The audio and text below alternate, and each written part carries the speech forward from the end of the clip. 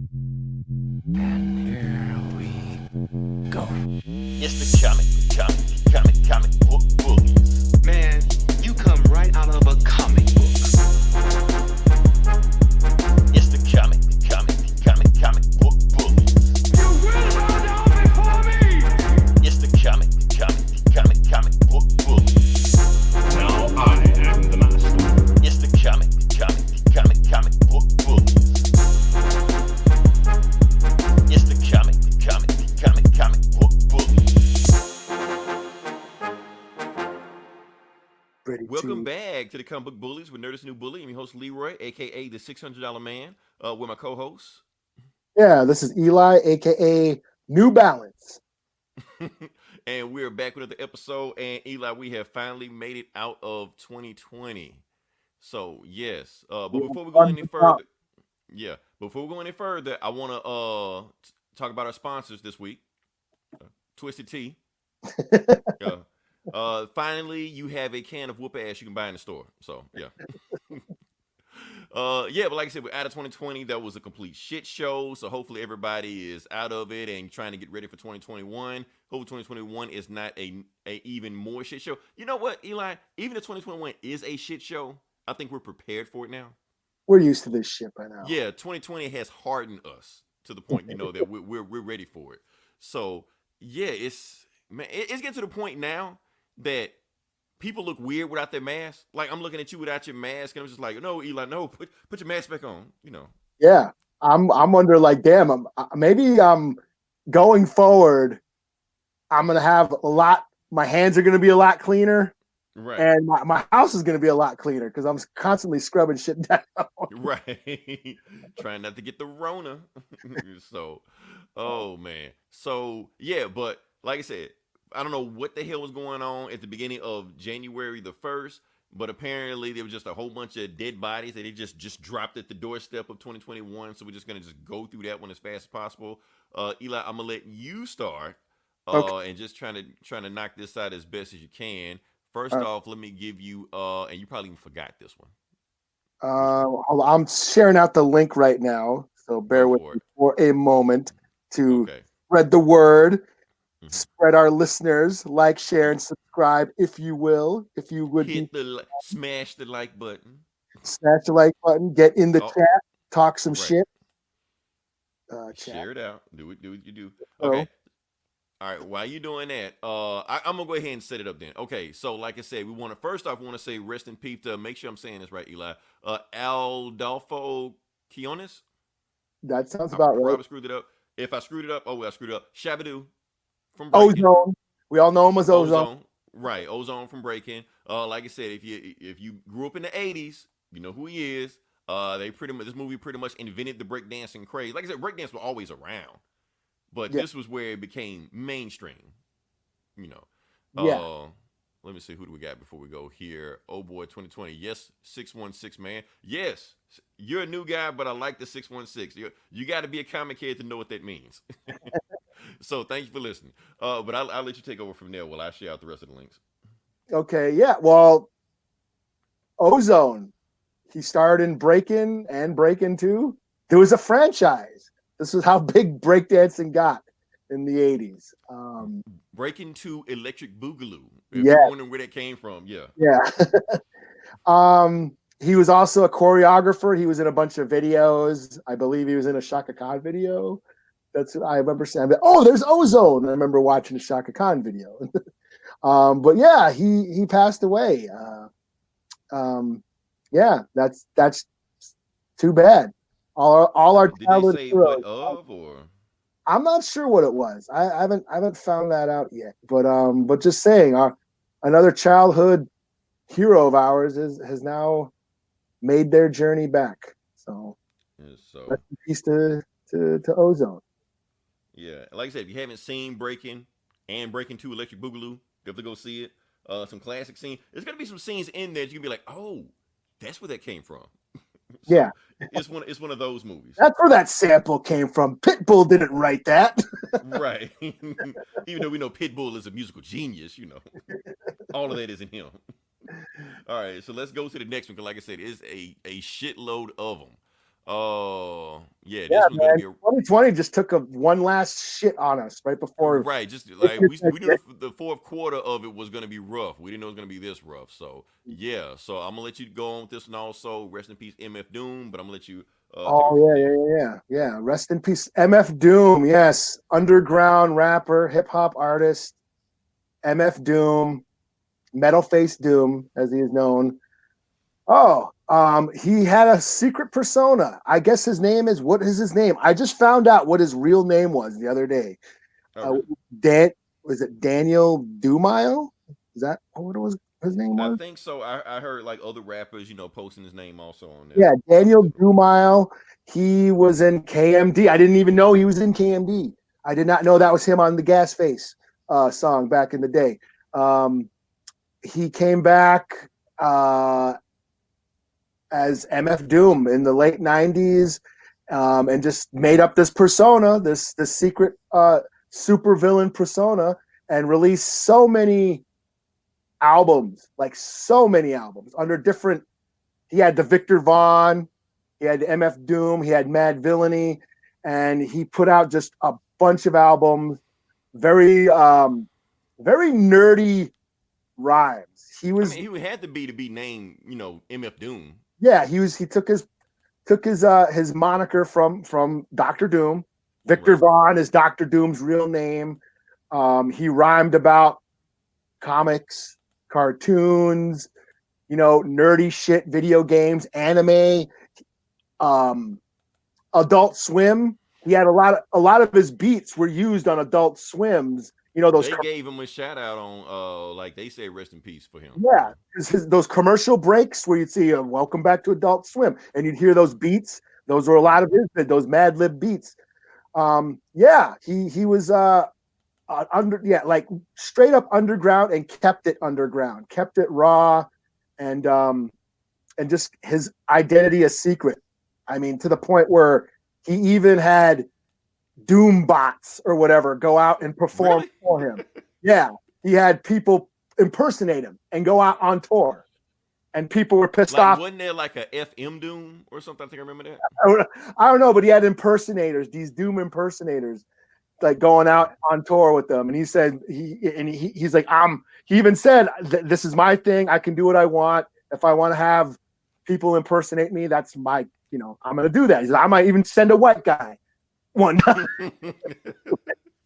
So he was so, one of the quotes I've read this week, I can't remember who said it. One of the rappers saying he gave a voice to young black nerds, who felt weird and out of place, especially in hip hop, where it's all about, the tough guy and the gangster, bragging, and he had a place. There was a place for the nerds, and that's where Doom fit in. So yeah, and the fact that he died back in October, and we're just now finding out about it. Yeah. Yeah, we're just now finding out about it. That's such a Doom thing to do. Like, he kept his death a secret. And I could not help but like grin when I heard that. Like, wow, he even died in secret, So shout out to MF Doom. I was a big fan. His Victor Vaughn stuff, the Mad Villainy album,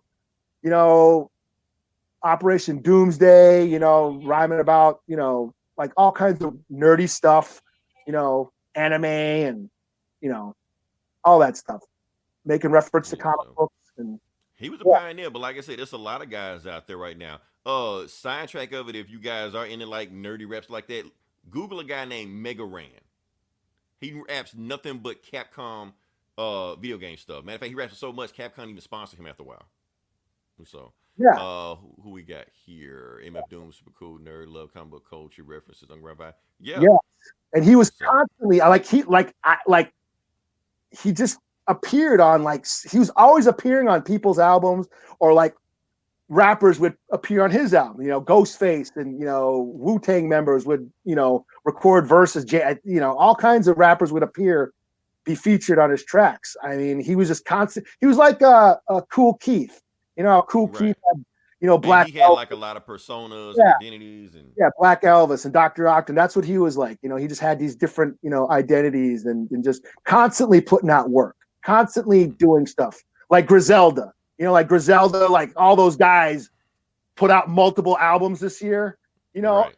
just that's how MF Doom was just constantly putting in work, constantly making shit. You know, so yeah. So So good journey to Metal Face Doom. okay. So another one, like I said, they just kept just dropping bodies on. I don't know what the fuck going on. Rest in peace, Don Wells. So for those who know who Don Wells, this kind of old school thing right here. For you may not know who this is, but this is Mary Ann from Gilligan's Island. Like I said, me personally, I was a huge fan of Gilligan Island because I love the plot of it. And yes, this was the plot.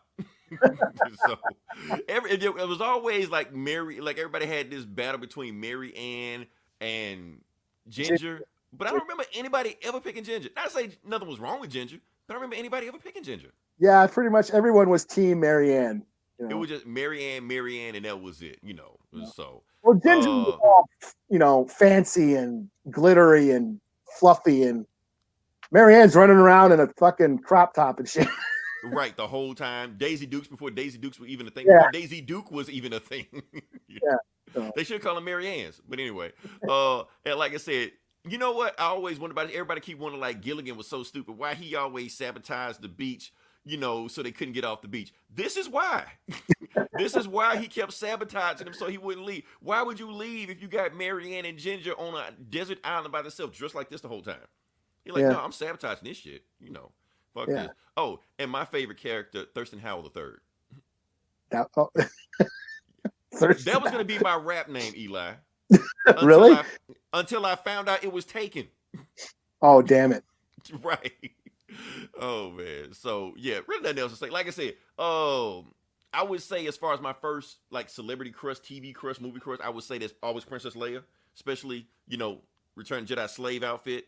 Next would be Mary Ann because, like I said, I've watched like every episode of Gilligan's Island like multiple times. You know? Well, yeah, Gilligan's Island, and like I remember, like, you know, Batman '66. It was that block of TV shows. You had like Brady Bunch, Gilligan's Island, Batman, and like you know, all like back to back. Like you got a chance to watch them. So yeah. So rest in peace, Don Wells, and another one that just happened like maybe like an hour before we started recording. Yeah, this is another shock. I was like totally shocked. Like, what the hell, man? What the hell is going on? Yeah, rest in peace to Tanya Roberts. This is this thing. Now, like I said, Tanya Roberts may not be, you know, a well-known actor to most, but if you were a young lad in the 80s, yeah, if you were an 80s kid, if you were a boy in the 80s, you knew who she was. My friend, he had a poster of her on the wall. She was one of those hot poster chicks, like Heather Locklear, Heather Thomas, you know. Yeah, she was in that category, right? Yeah. Farrah Fawcett, all those. She was a Charlie's Angel. She was on Charlie's Angels. Yeah, she came like later on afterwards, though. She came on Charlie's Angels. Yeah, afterwards. she was in she was topless in Beastmaster. That's what. Yes, and that movie was that rated PG? PG. We were just talking about this, like only in the 80s where tits and swearing and F-bombs were in PG movies. Right, just like, what the hell? I'm going to watch it. You know? Yeah. I mean, look at this, man. This is ridiculous. Look at, like I said, if you were a boy in the 80s, you knew who she was. Wasn't she in Sheena? She played the Sheena in the movie Sheena, the comic book Sheena. She played Sheena, Queen of the Jungle or whatever. No, I thought that was Shayna. Or Sheena. I don't know, something. She was something. I don't know. That's what I was wondering. Was it based on the comic book or not? You know, I don't know. It might have been. I think that's Beastmaster. That's from Beastmaster. I recognize that from Beastmaster. That was she just put her top back on. Right. You remember that scene like burn in your brain. I remember that. Yeah. Not only that, she was also a Bond girl. She was A View to Kill. A View to Kill. That was the first Bond movie I ever seen. Roger Moore was like 258 years old playing, you know, Bond.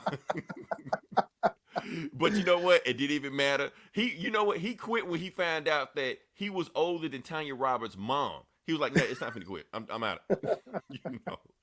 Oh man. So, but here's the thing. After all she did all that, honestly, the thing that people probably remember her most from Mhm. is that '70s show. Yeah. What was She her was name? Midge on that '70s show. She was Donna's mom. Midge. Yeah, that was Midge on Midge. the Yeah. '70s show. Eli, what you think? Hottest TV mom ever? Ever? Maybe. Oh, I'm just saying. We I, always bring this up.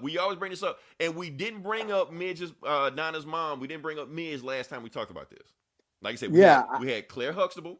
You know, I had the Sevilla Guerrero from Modern Family. I can't remember what her name. Oh, yeah. She's so hot. It's like she don't even count. You know. Yeah, yeah. But If we're going by Midge like, is it- yeah, like I'm not an adult. I mean, when I wasn't an adult, I had a crush on, but I don't know what's her name from Silver Spoons. what was she a mom though? That's thing. We're crossing. The line here. Was she the mom? Or he was just Was banging she the her. mom? I think she was just a girlfriend. You talking about Erin Gray? Erin Gray. If she was a mom, she would count. Yeah. But Wilma from she was on Buck Rogers. Buck Rogers, 25th Century. Yeah. Gilligan's Island classic. Hope they don't reboot it. I'm surprised they haven't rebooted it. They rebooted everything. Yeah, Like a TV show. Hot Milfs. Yeah. 616, man. Name your hottest TV mom. And we'll go from there. Because that's what this show is about. We sometimes talk about comics. Can we move on to the next part of it? What is the next part of it? Honestly, I don't even know. Let's just click this, just see. We got we got a ton of show. We got to let's just breeze through this shit. I'm just gonna briefly talk about this because I saw people upset about this, so I'm gonna just briefly address this. Where is it? Man, I suck at this. Yeah, there we go. Okay, so a lot of people upset that The Office is leaving Netflix. Oh, what was me? But nobody's canceling their subscription. Oh, most people don't already know, but yeah, Netflix raised their subscription up another $1 last month. So get ready for that. If you don't know where The Office is going and you want to see The Office, is going to Peacock. Yeah, or you could just watch the reruns on like Comedy Central or TBS or whatever. Nobody watches TV. What is this, 2018? But yeah, if you want to see it, it's on Peacock. Peacock is not a porn site. Peacock is NBC's like official streaming network, thing like that. Now it's a catch. You can watch the first 2 seasons for free, but if you want to watch the rest of it, you got to sign up. That's how they get you. Oh man. But I think if you got like a cable service or you might as well just get cable again with all these subscriptions, man. That's the thing. So we got this Peacock, we got Amazon Prime, we got Netflix, we got Disney Plus, we got HBO Max, we got all this, probably some other stuff I'm forgetting. CBS All Access. You know, so when you start adding up all this stuff, you're paying more than what you pay for cable. Yeah. Plus your internet connection and all that shit. Yeah, you might as well just get cable again. Right. It's like you cut the cord, but you just put the cord back in there. So yeah. I don't know. So that's the thing if you want to get The Office. What do we have next on this list? Honestly, I'm blind. I can't see what the fuck I wrote. You're am I up? Yeah. Okay, yes. This made my New Year's Day. this was big on social media. So impress me, Eli. I was waiting for this. Yes. I actually did the free trial of YouTube and watched the first 2 seasons last year. Yeah, but it started out on YouTube. YouTube Red or whatever, or YouTube, Gold or whatever. The YouTube stream. YouTube had a streaming service for a while. Right. Not and which is also a porn site. So. Yeah, this was their big hit. This is what they tried to launch with. And so the first 2 seasons were on YouTube. YouTube canceled their streaming site. Netflix picked it up and put out the 3rd season, which aired New Year's Day, that's what I did my New Year's Day. Sat around and binge watched the whole season.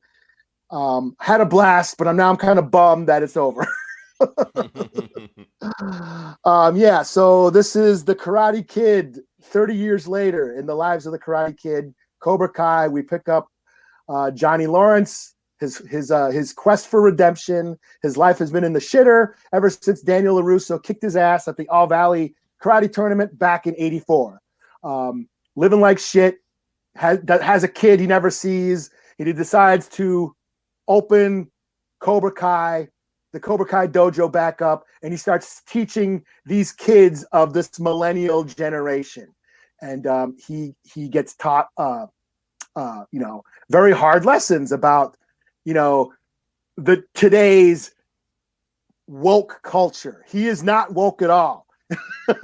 And that's what he's a man out of time, and it's fucking hilarious. He's not on the internet. He's not woke. He is totally toxic, masculine prick. And then he meets all these kids of this generation, and that's where we start to see his transition and his journey towards redemption. On the flip side, we have Daniel LaRusso, who is now a rich asshole. Hot milfs, yeah. Yeah, so we pick up Cobra Kai is on. Yeah, Big Willie's in the house. What up? What up, Big Willie? Season 3 picks up. I'm not going to spoil it. I know you haven't watched it, so in case you want to check it out, they're very, like I said, they're very brisk binges. 30-minute episodes. How many episodes? Like 10 per season. Like 10 per. So like you can get, like, I watched what, 4 hours, 4 or 5 hours. How long did that take? I suck at math. 2 an hour. There's 10 of them. So yeah, 5 hours. So yeah, we pick up this new season. Last season was a cliffhanger. We get to see the remnants, the aftermath of what has happened. There was a big, huge brawl, karate brawl in the high school, which, and we're dealing with the aftermath of what has happened. Some kids got injured, some kids got suspended, some kids are on the run because, they broke the law. We're dealing with that. We're dealing with Daniel and Johnny trying to come to terms.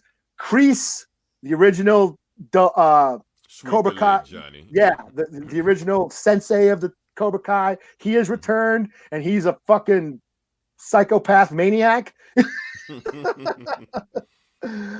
So yeah, all this shit is happening. But what I love about the show, besides the fact that Johnny's just this asshole,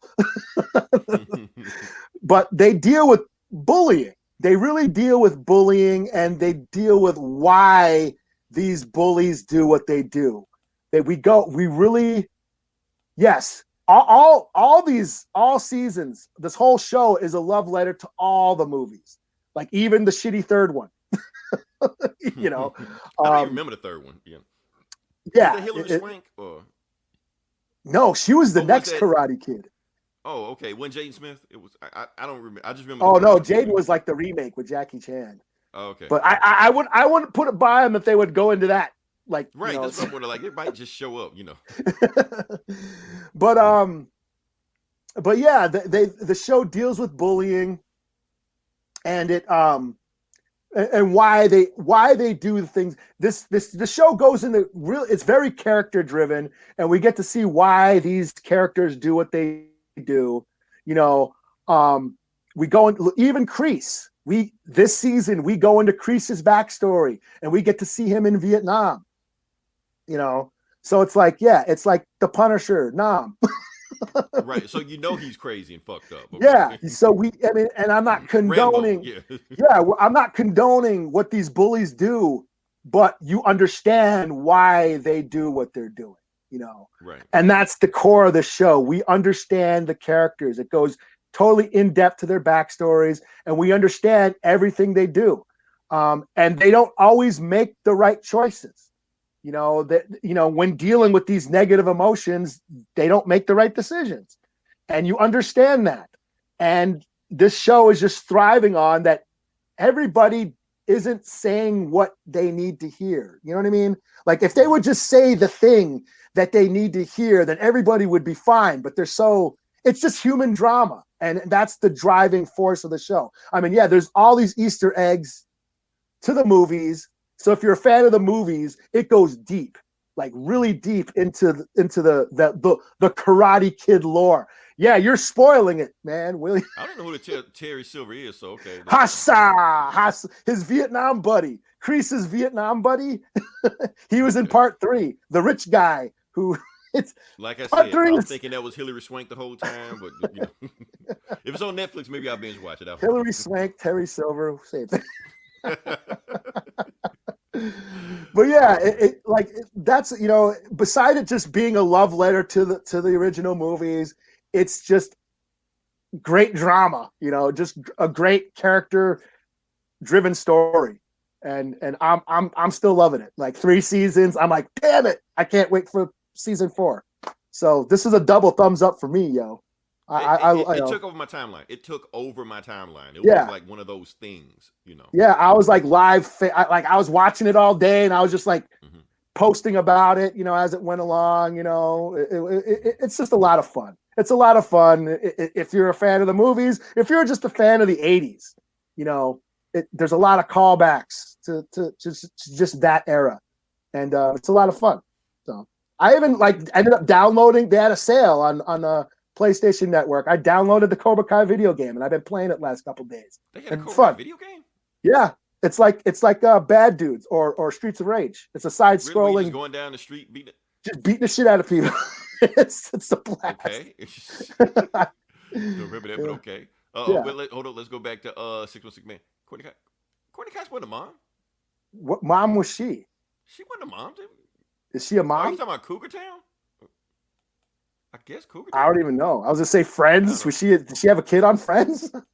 No, maybe like after the show. Oh, Big Willie, if you don't know what's going on, if you came in late, we're naming hottest TV MILFs. I guess respect for Midge. On that 70s show. Are we counting what's her face on Silver Spoon's a mom? Yeah, Erin Gray. You would know that, Willie. You would know that if Erin Gray was the mom on Silver Spoon, because if so, she counts. If not, she doesn't count. So. Or was she just a harlot? Right. Just one of the girlfriends just came by. Oh, where are we? Oh, I think I'm up. Let's see. Okay. I don't sound too excited for this one. So you saw a movie. I saw a movie. Well, you saw a TV show. I saw a movie. Even though I saw this last week, but since we let Wonder Woman just dominate it so people could just chime in and just shit on the movie, to just get our views up, we decided to wait for it and come back now. So now we're going to talk about Soul that was on Disney+. Overall, she was just a hoe. I guess so. Yeah. God bless those hoes. But yeah, it was all right. Everybody else going crazy over like it was the greatest movie. It was all right. I mean, what is this about? Is this about like people dying or something? Yes. Okay, let me tell you what the plot is about. Honestly, I don't care about spoiling what the fuck So it's like Coco? I didn't see Coco. I don't know. Oh, Coco is about people dying, like the afterlife and shit. That's what this was. So this is a black Coco, basically, I guess. So yeah, basically about this guy. He's this musician. Yeah. It's the first first black lead in a Pixar movie, which is one reason why I decided to see it. So Jamie Foxx is the lead. Okay. Yeah. So it's about him. He's this middle-aged school teacher. Something happened, so it was a great movie. I'm glad you like it, Willie. Like I said, he was a school teacher. He got this big break. Right when he got his big break, he dies. He goes to the great beyond or great before, whatever fuck like that. And then hilarity ensues. He didn't die in front of his kid, did he? Like all those Disney movies? Oh, no. He's a loser. He didn't have kids or anything like that. Oh, okay. So, yeah. Well, that's kind of sad, too. Right. This is Pixar. So, it tugs on the heartstrings, like, towards the end. Like, they really go for you right there. The thing about this movie, though, is that I don't think it's a kid's movie. Like, I think a lot of the pacing and the subject matter and the themes they're talking about, I don't think a kid would get this. This isn't Incredibles. It's just like throwing shit at you. Shit, The Incredibles ain't even. I try to get my kid to watch The Incredibles. She don't give a shit. Really? Nah, I can understand the second one, but even the first one, she didn't like. I thought she would because there's all the action. But you remember, there's like a half hour before any action happens in The Incredibles. So that just didn't. See, when I watch Incredibles, I just fast forward to the last 30 minutes. Basically to the "Where's my super suit" part, and just watch it from there. But yeah, Soul was the same way where it was like. Don't expect any Incredibles action. But here's the thing about this movie that I had when you watch it again, the animation is so good, you kind of forget about it. You take it for granted because it's so good. Like your mind switches off, like it's almost real, even though it's not real. That's the thing. So it's weird. It's like it crosses the uncanny valley, but you take it for granted. So instead of you being amazed by the animation, since it's so lifelike and realistic, you just into it. You don't think twice about it. Wow. Yeah, it doesn't wow you because it's so realistic. It's like if you were a cartoon. Like I wouldn't be amazed at you. I'm just like, that's just Eli. Like somebody just drew you, Oh, Eli. Not like that, But that's my thing about that. But it was a good movie. It's not the best Pixar movie they ever made. It's not the worst either. Honestly, the first 30 minutes of it, I thought the shit was like boring as hell. I'm like, man, get to the point.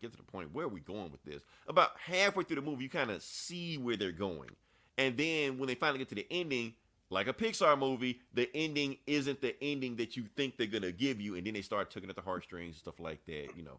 But overall, good movie. I do want to address this though because people are getting upset. Like I said, this is the first black-led Pixar movie, and I think the director of this movie is also black. So people are going to get controversy about this and get upset about it also. Before we get there, let's see what we got here. 616 man, Black Coco. What the fuck? Pixar really needs ghost story. It's a ghost story. It is. I've never seen Coco, but that's what this is. Yeah, I mean, my kid couldn't get into Coco either. She didn't like Coco. I couldn't. What's that movie, Inside Out, about your emotions and shit? She didn't give a shit of that. I bought her that DVD. It's sitting there collecting dust. I really don't think she's gonna get into this either because it's not that movie. Like I said, it's a very slow pace. It takes its time. It's a slow burn. Yeah, you know. Wreck-It Ralph and How to Train Your Dragon. That's her shit. Right. Shit with like. Right. She wants shit to just go all over the place. Yeah, that's a Kung Fu Panda. That's the shit she likes. Kung Fu Panda was awesome. I like that shit. It is, yeah. But anyway. She's a big fan of those, yeah. Okay. I'm a big fan of Kung Fu Panda. That shit was awesome. Jack Black is a genius. Anyway, these movies, I do want to address, because like I said, anytime you throw the first black something, there will always be controversy. One of the controversies from people that haven't seen the movie, they're throwing accusations at it. Because you know how Pixar, well, not Pixar, but any animation, like whenever they say like the first black something, but really like the black lead gets either killed off or transformed into something, turned to a ghost, turned to a frog, turned into a pigeon or some shit, and they just that for the rest of the movie. People saying that's a trope in like cartoons where they say it's a black something, but then it's really not because it's an animal the whole time. This actually isn't that. So people are getting upset and pissed off for a movie they hadn't even seen. It's not that. Hate to spoil it, but after the whole ghost thing happens, he comes back, and he's pretty kind of, not really. As an animal, does he come back? No, he doesn't come back as an animal. Actually, he does, but but you have to watch it to understand. I don't want to spoil it, but I think they did it a better way than they usually do it. And donkey, also, right? Oh shit! Now you piss me off about the movies I actually like. I love Shrek, but now you pissing me off with Shrek now. Shrek's great, yeah. Shrek is great. And Donkey's Eddie Murphy's a genius. You know what's Oh man, I can quote that movie all day. But and another controversy, people like I said, people that haven't seen the movie are accusing the movie that they haven't seen of being the magical Negro trope. I don't think it's that. And you know what, Eli? I think that's something we never actually talked about on this podcast before. But I think I need to go into deeper with it on another episode because that's a whole lot to break down. But I don't think this is that. Now, normally the magical Negro trope is basically like the non-black person, the non-colored person, or white person, whatever like that, is having this dilemma or this conflict, something like that, and the black person just swoops down out of nowhere, gives them a skill, teaches them something, give them superpowers or something, and then after it's done, they just fly away or get killed off or get kidnapped or whatever the fuck Morgan Freeman did in any one of his movies, you know, whatever fuck. So this isn't he went through Shawshank Redemption. I guess. I don't know. Get busy living, get busy dying. Get busy. I was talking more about Bruce Almighty because he basically was that Bruce Almighty. But yeah, I never saw what's the movie, the golfing movie with Will Smith. Will Smith. Oh, he's definitely there. Matter of fact, if you go to like the trope page of that, Will Smith face is there. You know, like that's that. You know, and you wonder why. Oh, I won't go there. I won't. Hey, that's a bad topic. We can keep going, right? But I mean, Lawrence Fishburne, Morpheus in Matrix, he's that. You know. Yeah, I guess. We can keep going, but I'm not gonna go there. That's not what here. The reason I feel like it's not that here is because normally, like I said, when the magical Negro comes down to give him superpowers, he flies away or get killed off, something like that. No, he's the main focus of this story. Like the story is about Jamie Foxx's character. So even though he does, you know, teach and give superpowers, stuff like that, it's still focused on him. So they like help each other, which I like that. You know. Oh, and Tina Fey is the other character in the movie also. Like the person he has to help, whatever like that. So I think it's not what people think it is. I think they're mindful of the tropes that they, you know, could actually fall into, like a manhole. I think they avoid that for the most part. So I think for that part they're good. Yeah, there's always going to be like you said, the first when it's that first one through the door, the first one making that breakthrough, there's going to be everyone critical of it. Oh, did it do this? Did it do that? Did it, is it the most perfect? Because they want it to be the perfect thing. And when it isn't, then it gets criticized for not being the best perfect representation for everybody ever. Right. You know, I think there was the same thing with the Princess Frog, like the movie about the first black Disney princess, Princess Tiana. Yeah. I don't know if you ever seen the movie, Eli, but basically she turned into a frog like the first 15 minutes, and she's dead for the rest of the movie. I don't even know if she even turns back. I think she's just dead for the rest of the movie. But that's what it is, and we're supposed to be happy for that kind of representation. I don't know. But this movie, I think they were mindful. You could feel the movie was mindful of avoiding tropes like that, and it was trying to be that. Not like I said, it's a perfect movie, but I'm glad that they took some steps to do that. Like we're not going to go that route. We're going to make sure we don't do this thing. So, Magic and Word Troll really does sound like Will Smith. Yeah, the golf movie. That's exactly what it is. That's exactly what it is. Black Coco, yeah. So I'll talk way about. Honestly, like I said, this is a movie I will never watch again. It was cool that they made it. It wasn't my cup of tea. I don't know. Honestly, I didn't even like Incredibles 2 that much. To be honest with you, I thought it was okay. That's just me. What do we got? Let's see. Oh, okay. We're going to the list now, Eli. We're going to the list. Like I said, this is the list. Like I said, we just came out of 2020, and even though we're not going to talk about the fucked up shit in 2020, like, the riots and the pandemic and the Civil War and the murder hornets. What's your favorite riot of 2020? Top 10 favorite race war riots of 2020. Yeah. Mini Haha Lake Street, Right. So we're not doing that. We're not going to go there. We're just going to keep this easy and breeze and just keep it entertainment-wise. Because honestly, every year we've been doing this podcast, we do like a best of. And then I started looking at the best of list and just honestly just reminiscing of 2020. I was like, oh, fuck. Fuck Facebook. Because every day in Facebook, they send me a status of what I made last year this time. And I can see right now in the third day of January, the month just goes to shit further and further. Like, remember, we hadn't even got to the point last year when they set Australia on fire. Oh, yeah. That started the whole thing off. Yeah. Anyway, let's keep this jovial. The best of, we had the best of 2020. The best of, not the bullshit, the best of. Yeah. What got us through this shit? Yeah, that's exactly what happened. The shit that got us through this shit show of 2020. You know? I'm trying to think what we're gonna start with first. Let's start with the big guns first, Eli. Let's go with best movie. What was your favorite movie of 2020? Now, doesn't matter about theatrical, just best movie. Period. Yeah, the best movie that I saw this year, Blood Quantum. On Shudder. Talk about Blood Quantum a lot. Yeah. Yes, Blood Quantum, the Native American movie with zombies. Exclusively on Shudder. It's the zombie apocalypse with natives. Natives are immune to the zombie virus. They get bit by zombies, they don't turn, but everyone else does. So they're immune to the zombie outbreak. So just that, like all great zombie movies that have a social political commentary, this leans very heavily into that. The fact that, this movie is just basically a native movie. What I love about this is a Native American movie made by natives for natives. Native Americans are the demographic for this movie because we are never, ever a demographic for any movie. We're not even in most of them. So the fact that this was made for natives is a huge step because a lot of what goes on is shit that natives will get. Natives will understand. And I've seen reviews by non-natives. It's okay. It's okay. And yeah, it's an okay zombie movie. It's an okay horror flick. It's nothing groundbreaking in that regards. But this movie is all populated by native characters and they're just dealing with shit. And it's just a statement to native history, what natives deal with and how natives still survive.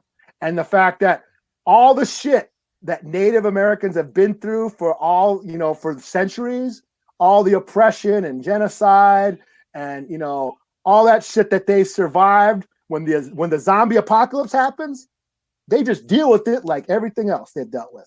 They survive. So that just it to me, it made me feel it was like our Black Panther moment. You know what I mean?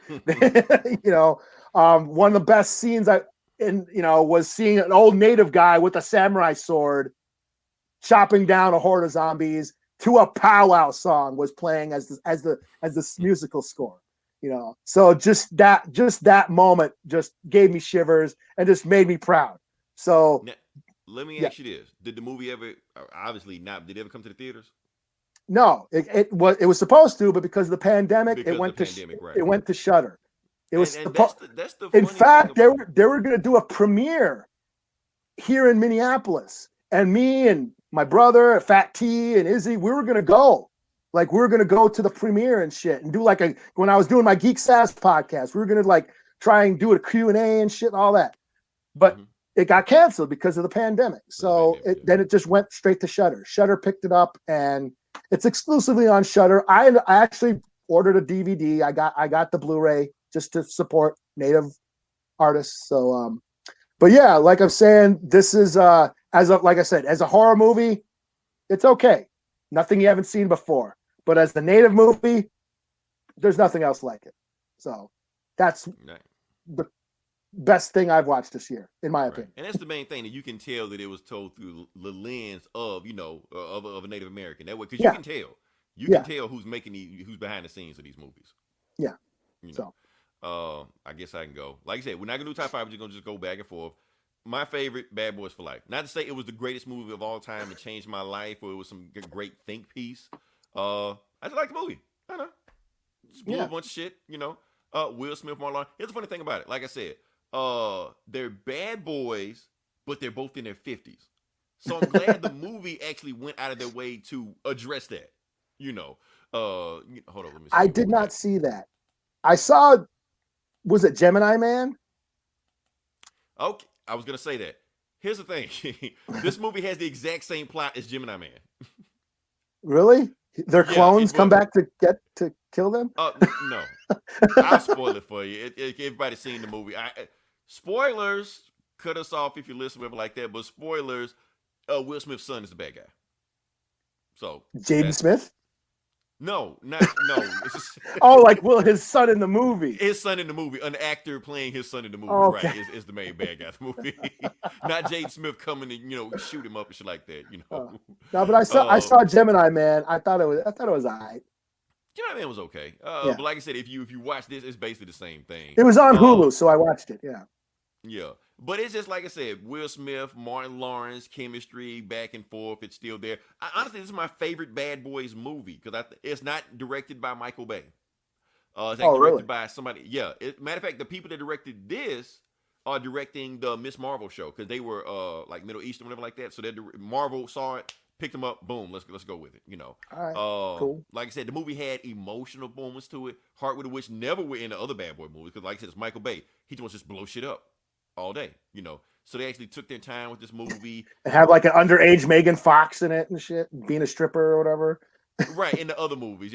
Yes, and they address it. That's the thing. They address Martin Lawrence like this ain't Will Smith still look like he's in shape to do action scene. Martin Lawrence clearly does not. And they use that, for comedic effect in this movie. So I like that. Like I said, it didn't change my life or anything like that. It's just a movie.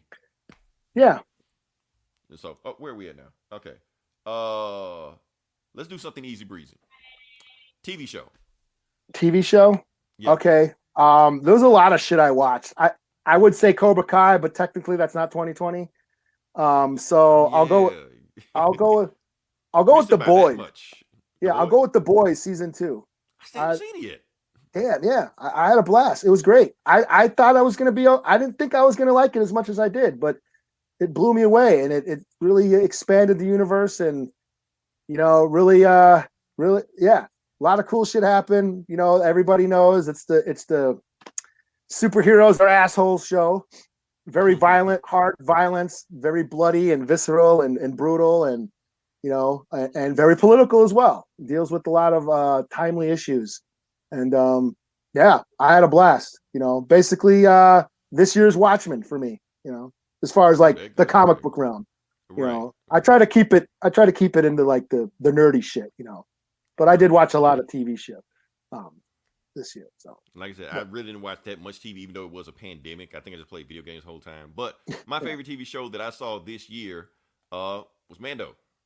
Oh shit, yeah, that'd be on there too. That would be up Yeah, there. Mando season 2 was on there. That was the show where all Star Wars fans put down their guns and laser rifles at each other, and we like came to a truce. We were like, okay, it's fine. We're gonna sit down collectively and enjoy this show Like I said, Mando season 1, I thought pretty good. Yeah. Space western, gun smoking space. I'm fine. This one definitely ramped it up. Yeah. Was it fan servicey? Yes, but I'm a fan, so. Is that a bad thing? Like that's a bad thing. Is it a bad thing? I'm mad because you gave me what I want. Yeah, yeah. Oh, like man. don't give the fans what you want. Right. Like that's what we got in this situation. Yeah. This show made Star Wars great again. Yeah. Like I said, I can't think of a single person that is a Star Wars fan that didn't like this show. This show is getting people that's not even into Star Wars. I mean, mainly because of Baby Groot. I mean, baby Yoda. Baby Groot. Baby Groot. Not Same him. thing. Yeah, because they said Grogu and I get them confused in my head. But yeah, Baby Yoda, so it's a thing. So Yeah. Let's see what we're going to do next. This might be a tough one, Eli. Favorite album or best album? Well, I'm a metal guy. Yeah, So go for it. Yeah, I listened to this. There was a lot of shit. I mean, like it was a pandemic, so I had nothing to do but to sit around and chill. And there was a lot of shit that I listened to this year. It's hard to pinpoint one that was like that blew me away, but off the top of my head, I got to go with the band called Meth Leppard. Okay. The album is Woke, and they're a grindcore band. Grindcore is basically the bottom line of death metal. 616 Man for a little while. Yeah. Wait till Patty Jenkins directs Rogue One or Rogue Squadron or whatever. Yeah. I'll be choking Eli through the screen. Or wait till was it the High Republic? What's that shit coming out? No, Rogue Squad. Yeah, Rogue Squadron, High Republic, whatever that is. Yeah. Yeah, there's that the new comics and the books that are coming out. The new High Republic series. There's like trans Jedi characters. That's gonna that's gonna set a bunch of people off. Oh shit. But no, my favorite album, I'm just gonna say Meth Leppard, grindcore band, Woke. Most of people who are listening to this podcast probably will not like it, but I don't give a fuck. But I'm in that's my shit. I'm into death metal. I'm into grindcore. I'm a metal guy, so that's my favorite shit. Cool. Okay. My favorite album of the year, like I said, I'm not a death metal guy. I mainly listen to rap most of the time. That's what I do. So I'm going to put a rap album up there. My favorite, Benny the Butcher, Burden of Proof. That's a good album. Love that album. Matter of fact, just if you haven't heard Griselda, listen to all their music. They drop music like all the time. Everybody dropped like 2 albums. Conway. Right. I mean, any one of their albums could have been album of the year for me. West Side Gun. Right. Pray for Paris. I mean they all put out. They all put out good. That Conway with Alchemist album. That was dope too. That Lulu or whatever. That shit was dope too.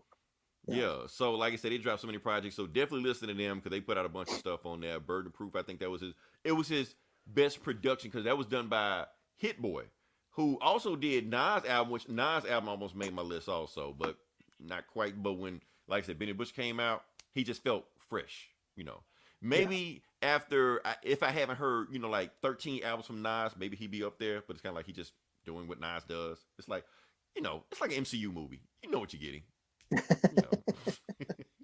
What do we got? I think let's go to... I guess we're going to go to the video game section. What's your favorite video game this year that dropped this year? Well, that dropped this year? Yeah. I don't know what... Well, I'm just going to put Ghost of Tsushima because that's the only one I did. I haven't beaten it because, I don't have time to, play for hours and hours on end. Well, they dropped like more DLC to play. Yeah. So I didn't even finish this first game. But take this. Yeah. So, but it's cool. I mean, it's that same adventure single player campaign, like the Arkham games or like the Spider-Man game. Only you're a samurai. It looks really cool. The graphics are dope. The battle system's dope. It's just cool. Roaming the the land of feudal Japan as this Ronin warrior, slicing heads, cutting necks. It's cool. Other than that, the other game I really played was Streets of Rage 4 or whatever. Yeah, I don't know if that came out this year though. Where is that? Is that thing here? Did. I think it did. Is that here? Oh, what is that? It came. I had the keychain. I bought the game and it came like the keychain. I don't know where it is. It was like Xbox Game Pass or whatever. So yeah, it's old school. I like those. Yeah. Like I said, it's like the Cobra Kai game. Right. Where you just side scroll. Just a guy go down and just beat the shit out of people. So yeah. Yeah. So okay. So my favorite game, unpopular opinion. You already know what I'm gonna say. Avengers. I don't care. I realized when I looked at my Steam like minutes, because it keep up with how long you played the game, and I've already put 100 hours in the game already. I'm like, oh shit, time just flies. So how can we mad at a game I put that much time in? I flew through the story mode. I'm just sitting here just like grinding and building up my characters. And Hulk, give me a game with Hulk where he just smashes shit. I'm fun. I don't ask for much. Just give me that. And everybody plays differently. You got Hulk, you got Thor. Thor flies around doing shit. Iron Man, got his rockets. Captain America, run wall runs like that. I still haven't got to Black Widow yet. I think she like all her moves play like Dante from Devil May Cry, some shit like that. Yeah, that's what I remember because I played the demo or whatever. Yeah, and then they just dropped Kate Bishop in there, so she's got all kind of. I think I did like a stream with Kate Bishop on there. She got like explosive arrows and shit, and she teleports. Yeah, wasn't she like flying or something? Well, that's a glitch. Okay. so yeah, but like I said, all that stuff in the game, I'm fine with it. I hope they keep dropping more characters. Like I said, Maestro is supposed to drop. I don't know, whenever, but whenever he's supposed to be next thing drop whenever that happens. So yeah, that's cool. Yeah, I guess we can do best comic book series. Okay, hold up. I could do this. I actually prepared for this one. Oh, cool. Okay. Let's see what you got. I have. Boom. I got you. Let's see. Boom. That's Wonder Woman, right? Wonder Woman, Dead Earth, written and drawn by Daniel Warren Johnson. So this one, I'm a huge Daniel Warren Johnson fan. I know he's an acquired taste. His art isn't pretty and slick, and both games are great. Yeah, they are. Yeah, they require a lot of time, which I don't have a lot of. With having kids and all that. So, but no, back to this Wonder Woman, Dead Earth, Daniel Warren Johnson. I'm a huge fan. I love pretty much everything he does. And when I heard he was doing a Wonder Woman book all by himself, writing and drawing it, doing double duties. Yeah. So this is Wonder Woman. It's a Elseworld story on the Black Label.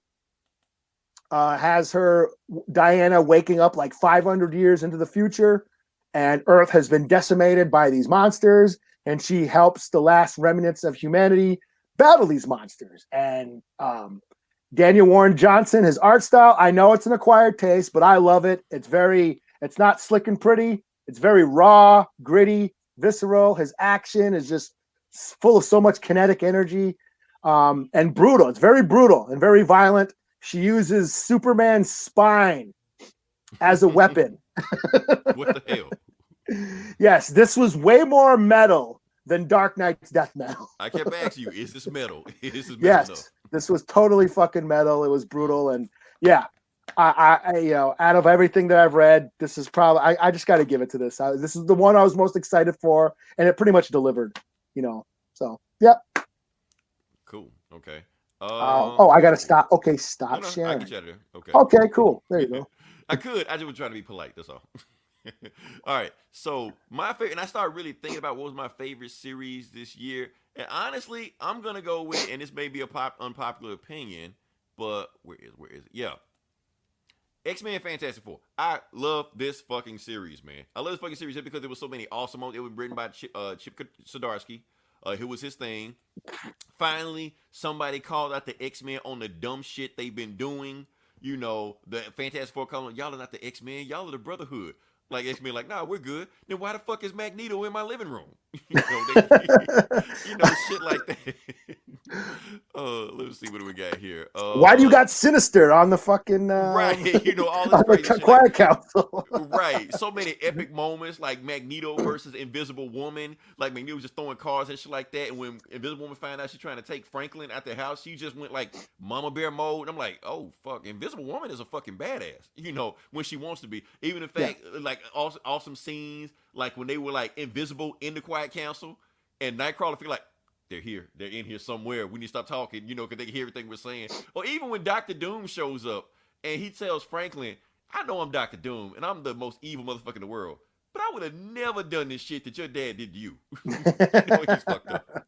So it was just like so many awesome ones. And the best part of the ending, when Professor X found out what Miss Fantastic did, yes, it was awesome. When Charles Xavier found out what Reed did to his son to hide his mutant gene, that was some cold shit. Not only did he mind wipe him, he made it so he knew he mind wiped him. So and they just walked out of the room with him and Magneto. I'm like, this is some cold shit. So I love the series. I love the series. It was better than anything else I read. I just enjoyed it. So I said, it's not metal, but it was pretty metal. I think it was more metal than death metal. It was probably more metal than death. That's bad when Fantastic Four is more metal than death metal. So yeah. No, this is a good series. I dug on this too. Okay, now favorite single issue. Favorite single issue. I'm wondering if we're gonna have the same one. I doubt it. I doubt it. I'll go. Okay. You yeah. I mean, this is just off the top of my head. I didn't put too much thought into it, so I'm just gonna go with this. I knew you were gonna, yeah. And that I was like, is it? It's actually not on my list. Oh, okay. But I thought about it. It was a toss up. I mean, this is because it's, remember we didn't have comics for a while, so it was hard to choose. Like, so I just pretty much going by what I've read lately, right. And it was either this or Last Ronin. So shit, yeah. I chose Last Ronin. I just chose this just because like this was the first one off the top of my head. Yeah. And it was like last week or 2 weeks ago. Right. It was just there. Last Ronin was for. We're still waiting for issue 2 because Last Ronin was awesome. Yeah. So I went with King in Black. The Null has finally came, and so did I. This first issue, they just stormed the gate, just fucking hit the ground running, and got the shit going. And this was just a big what the fuck, the symbiote celestials. All that. It was just a crazy book. Yeah. Just ripping Sentry in half. He ripped Sentry in half. Everything that it kicked off. This is how you kick off an event. Right. Donny Cates is thinking they can't lose. They just can't. Yeah. lose. It's Stegman and Donny Cates are like, like I said, Snyder and Capullo doing Batman. Their styles just mend so well together, and this got the book going. It stormed the gate, hasn't kept up the momentum, but this first issue would just blew me away. So right. This first issue, like it knocked everybody's socks off. I was on Twitter monitoring. Everybody was going crazy when they read this issue. Yeah. So like I said, it was either this or Last Ronin, and Last Ronin was cool too. So that's an honorable mention. Teenage Mutant Ninja Turtles, Last Ronin. It's on my list. If we were doing the top 5, Last Ronin would be on my list. Also. Yeah, this is a close second. Okay. Yeah. So here's my number one. Like I said, King of Black got beat out by this issue. Thor number 6. Number Herald of 6. None. Yeah. Is that the one? Okay, go ahead. I think I know which one this is. That's the one where he kills Galactus. Okay, yeah. Yeah. Fucking awesome. Like you just read, and it's also made by Donny Cates also. Just an awesome book. Just when you read the book and you seeing like Galactus, like I don't know what's powerful. It was just art. I don't know who did the artwork on this one, but this shit was just as awesome as like anything else that Donny Cates has been working on. And then the fact that Thor had Galactus' head sitting in front of the Bifrost Bridge, just sitting there while he was drinking ale, telling Silver Surfer how he killed his boss. I was like, this shit is fucking awesome. That's why, and this is the reason why I put it over King of Black, because like the issue 3 of King of Black is going to be Thor versus Null. Yes, he ripped through Sentry like he was no business.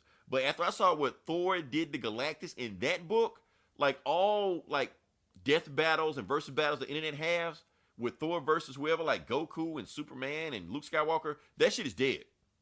Hulk, fuck that shit. This Thor will run through all those guys. That's when I see when like all this bullshit Null did in the first issue.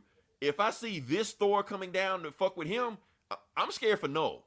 That's how crazy this shit is. You know?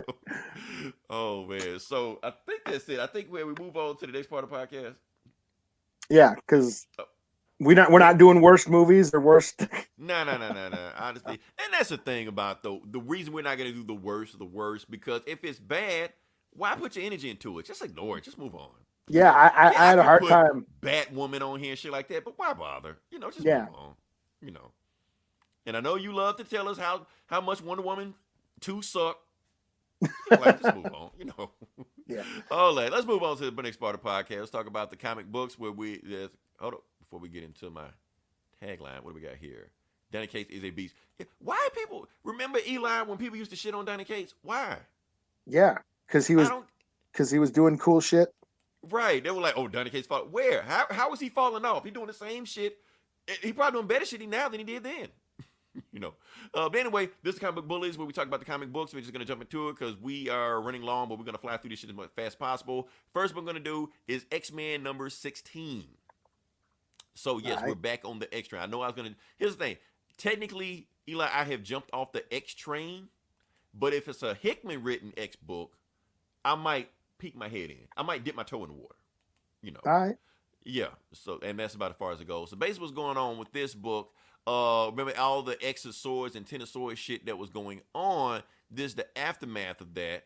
And Krakoa and Arakko are trying to reform, but they don't want to reform.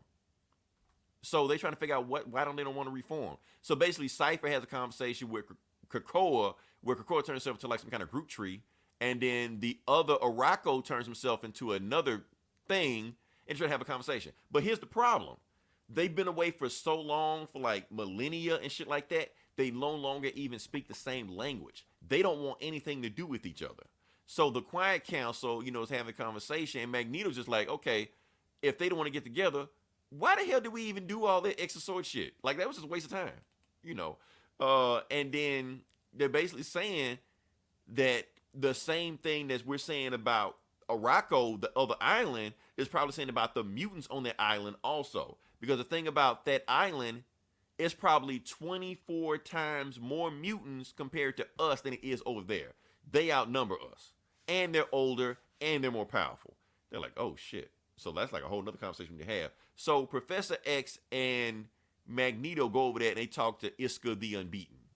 She's the queen bee over there right now since Genesis and Apocalypse and whatever fuck. So... And she's basically like, if you X-Men if you mutants come over here, you need to understand there's one rule in Arakko, it's kill or be killed.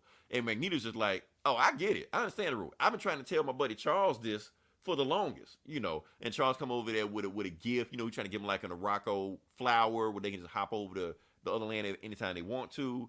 And it's basically telling them, how long y'all been running y'all mutant government? And she was like, well, we just started. He was like, y'all are children. Y'all just started, and y'all running a toy child government. Y'all are nothing to us. So let us know when you catch up with us. We are the superior mutants right now. But she said, you know what? I'm going to work with y'all right now because y'all put out an olive branch. When next time you come over here, all this pussy shit where you're trying to, be nice and give us good shit like that, don't come to Rocco doing this. You come over here and you ready to fight next time you come over here. So, yeah. So the next thing we go, and it's a whole bunch of back and forth. Oh, and there's this thing they talk about the what do they call it? The Ring of Arakko. Like, they have their own Quiet Council, and they have one rule: you have to be an Omega level mutant to even sit on the council. That's a pretty cool rule. The X-Men don't have that rule; they just have that. So anyway, so Magneto and Professor X, they realized that they need to fill the seats of the Quiet Council because they started, missing people and people got killed off, doing the Ten of Swords. So they're trying to bring Cyclops and Jean back, and they're like, nah, we're not coming back to the Quiet Council. We're done. What we're going to do, we're going to restart the X-Men, and Magneto's like, why? Fuck the X-Men. And he's like, the reason we need to start the X-Men because, yes, the Quiet Council is the government, but the people of Krakoa need a voice to speak for them, and that's the X-Men. So then Professor X is like, okay, if y'all gonna start the X-Men, well, who's gonna be your team, maybe? He's like, that's the thing. We're not going to pick the X-Men. We're going to let the people pick the X-Men. And that's where this shit came from. Okay. Election of the X-Men. So yeah. So the X-Men are back, I guess. Even it's issue 16 this book. The X-Men haven't been in the X-Men book. I thought it's kind of funny. But yeah, that's going on right now. Like I said, I have to keep up with Hickman doing, but Hickman keeps irritating the fuck out of me because he keeps making plot lines and plot threads that you think he's going to continue, and then the next storyline is something completely different. And he's probably doing the same shit with this right here. He'll probably reference it like 2 years from now. Right. I'm sick of this shit, man. Like, continue the storyline you're doing. Like, he'll probably by the time he referenced this shit again, I've completely forgot about it. By the time he do it, he'll be on another storyline by the time this thing. He'll reference it like 2 years from now, and everybody be like, "Oh my god, that's so brilliant!" No, he's a It's genius. like the people come in sentinel roles. Yeah, the tree people run shit. Like, whatever the mutants doing on Krakoa, they can't do anything unless Krakoa agree to it. So they're in charge. So 35. I'm slowly trying to get back in the X shit because that Ten of Swords, drained me for 2020. If we did a worse of 2020, that shit might be on there with a fucking fashion show when I wanted Mortal Kombat, But that's just me. So yeah, 35. What you got, Eli? I guess I'll do Shang-Chi number 4. Cool. Let me get you set up. You can go ahead and start this thing up. I actually did read it. You did read it? Okay, yeah. Oh, yeah. I had to keep up with Shang-Chi. So. Yeah. So this is a quick recap. We have Shang-Chi. He's basically found out his dad ran the 5 Weapons Society, and he is chosen to rule them all, which sort of put a damper on his sister. What's her name? Sister Hammer. Sister Hammer, yeah. Yeah, she wants the title for herself. So she's put a little bit of drama between them. They're fighting for who gets to lead this society of these ancient kung fu fighters. But her sister has raised a bunch of hopping vampires. I forget what they're called. They got a name for them, something like that. But I know them because I'm in kung fu movies, the hopping vampires. They hop. Yeah, and he's been stabbed by one, so Shang-Chi's slowly turning into one of these zombie vampires. Yeah, he's been infected. So we pick up this issue. His cousins or whatever, or his other brothers. They're his brothers also. Yeah. Yeah. They're taking him to this mountain top to go visit. I thought it was his uncle. Remember, I was like the ghost of. We thought it was his uncle, wasn't it? Yeah, what we were thinking is his dad or is his uncle? It's like it might be his, and it turned out that was his uncle. Yeah, it is his uncle. Yeah. Let me get that. So they go to this this cave to find his uncle to cure him of this infection, and of course in the cave they find this big ass monster. Which they end up fighting. That from some kind of Chinese lore or something? It looks kind of like a lion, but it looks also like a dragon. So like a chimera or something? Yeah. Like a dragon's head with arms and octopus shit. Arms, spider arms, and yeah. I'm pretty sure it's some kind of, Chinese lore we don't know. So yeah. So they're fighting that, but then Shang-Chi goes and finds his uncle. The ghost of his uncle. He puts out the spirit. This is what I thought was really interesting, and because in Native American traditions, at least in my tribe, we do this too. We would call the spirit dish. We put out food out for the spirits and stuff for them, as a prayer, and that's what he does. He goes to his uncle's grave, puts out the food, and his uncle's spirit comes and starts eating. I thought that was really cool.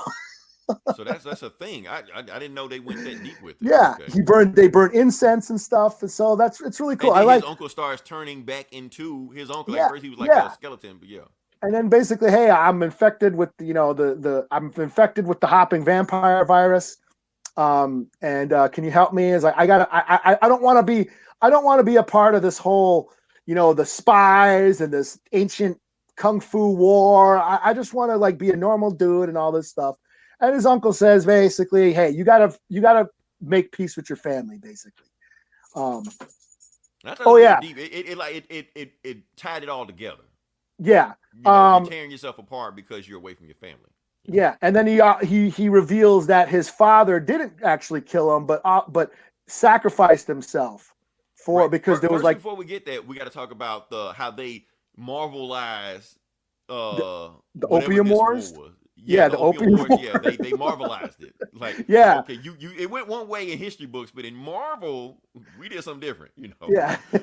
And basically, Dormammu. right, they pray to the dark god Dormammu. I've come to bargain. So they bargain with him, and the British, send hell demons, the mindless ones come out, and they just fuck everybody up. You know. Yeah, But then the Chinese have their own magic also. But the only way they yeah, can use it is if they sacrifice a loved one, just yeah, like and the Soul that's Stone does. that's what his dad did. So Hmm. so they learned that that basically that family's important. That Shang-Chi has to make peace with his family, while his sister is ready to take over the world with hopping vampires. Right. So that's kind of where we end. And I'm Oh, and, digging. and also this one. This was when he's talking to his sister Esme, and they having, I might be saying it wrong, but he gives her like a chocolate bar or something like that. But his brother that was cool with him the whole time starts giving that that look, like Yeah, like you might have yeah, to deal with him too later on. But next yeah, issue goes to the last issue, so.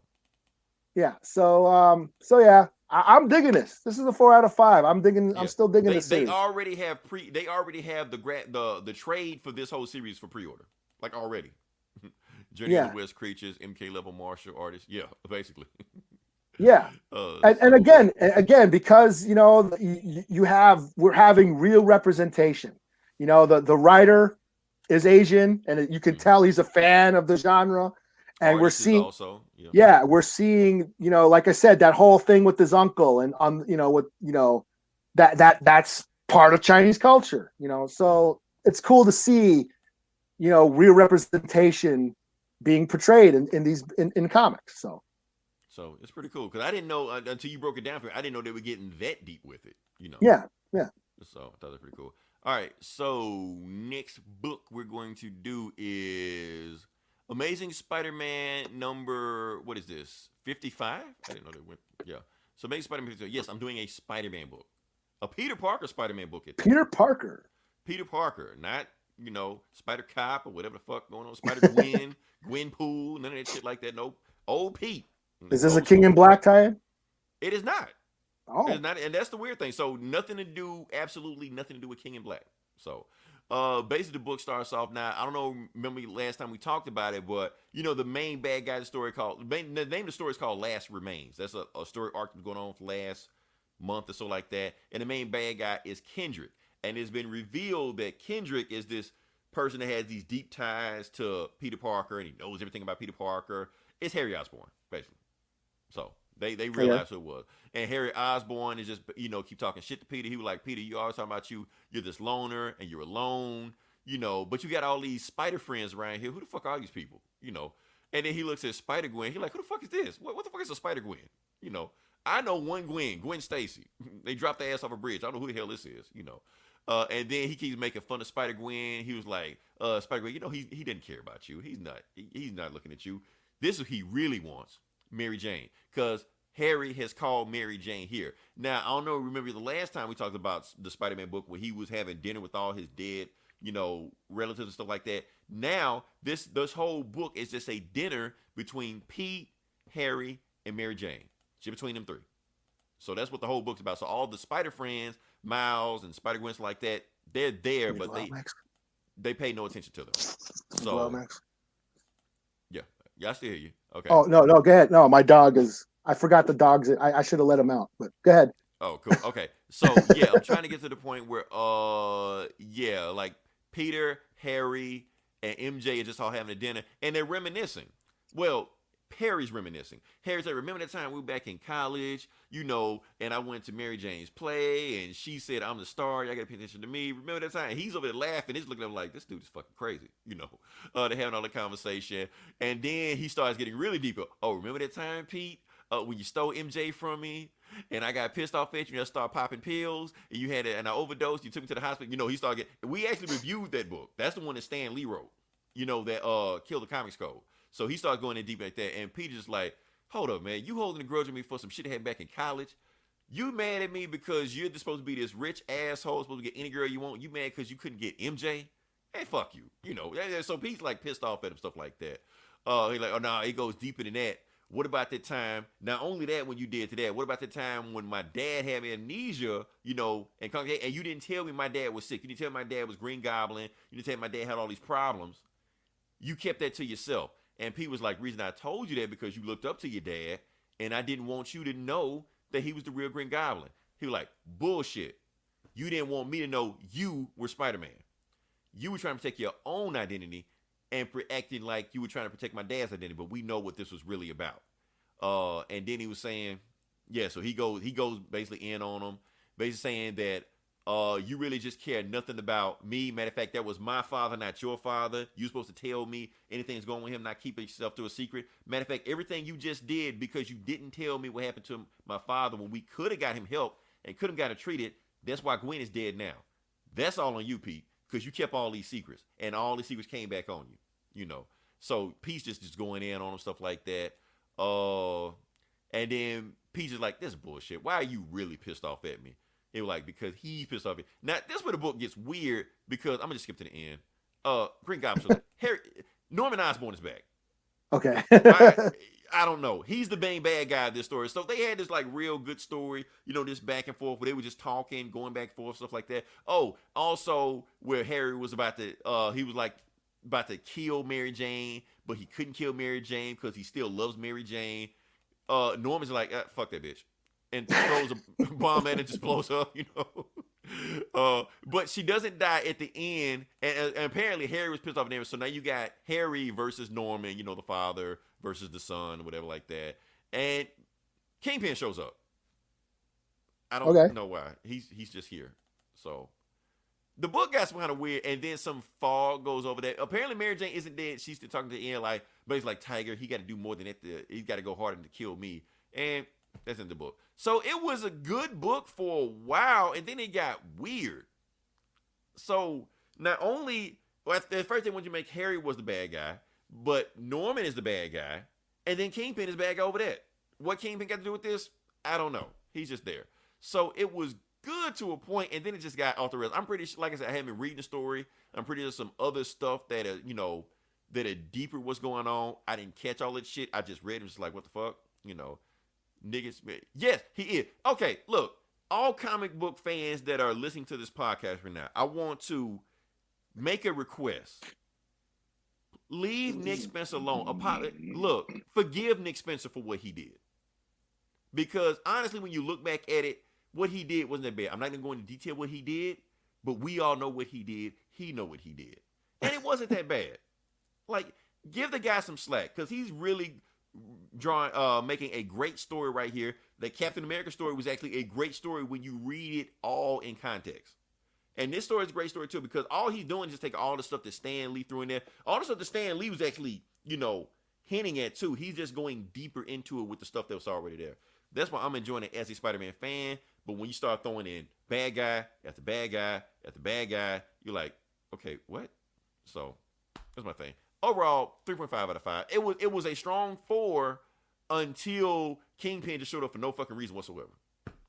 So that's my thing. So yeah, what you got? I guess I'll do Werewolf by Night number 3. Let's do it to it. Okay. Let's see. So this has written by Taboo. From Black Eyed Peas. From Black Eyed Peas. He, he's on Marvel's payroll. Yeah, he's part native, I guess. And they got him writing this. So quick recap. This is a new Werewolf by Night by the name of Jake Gomez, I believe. He's of Hopi descent, and he basically protects the reservation from, crime and shit. He has a little, like a girlfriend who, kind of sort of tames him with music. They listen to shitty metal and keeps him from killing. He's not supposed to kill, but he's basically got this werewolf curse that's like it's been descended down through his family tree. And so he's kind of protecting the res as a werewolf. But they find out there's this like drug company that is, kidnapping kids off the res and doing experiments on them and making like these human animal hybrid super soldiers. So he fought them last issue, and then kind of because they're after him.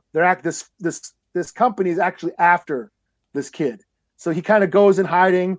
But Red Wolf shows So up. Red Wolf finally shows up. Okay. Yes, Red Wolf shows up and basically finds him. And, he knows that this company's after him and he wants to protect this new werewolf.